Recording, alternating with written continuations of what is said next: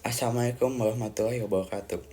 Wilujeng enjing nganggung ti payun hayu urang panjatkeun puji syukur kehadiran Allah Subhanahu wa taala anu parantos maparin rahmat sareng hidayahna sehingga urang tiasa patepang ngaray dina ieu kasempatan anu mulya. Shalawat sareng salam mugia sarawasna dilimpahkeun ka junjungan urang Nabi Muhammad sallallahu alaihi wasallam, ka kulawargana, sahabatna, sareng urang sadaya salaku umatna.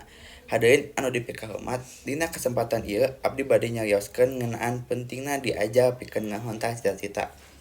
Aya paribasa anu nyarios, cikalacak ningang batu, lawan-lawan jadi legok. Anu hartina usaha anu terus-terusan sanajan saeutik bakal ngahasilkeun hasil nu dipikahoyong. Nu kituna diajar kudu dilakukeun kalayan tekad anu kuat jeung konsisten. Sayan teh eta, urang oge kudu ingat kana babasan kurung batok anu nuduhkeun jelema anu henteu hayang mekar pangawarehna ulah nepi ka urang jadi jalma anu kawas kitu. Magi dina zaman kiwari, ilmu teh kunci pikeun masa depan anu cerah. Aya oge sisindiran nu nyarios meuli hayam nu kaburuan baekna mah meuli beas kudu rajin diajaran sangkan hidup jadi beres. Hatina urang kudu rajin diajar supaya kahirupan urang tiasa leuwih hade jeung tertib.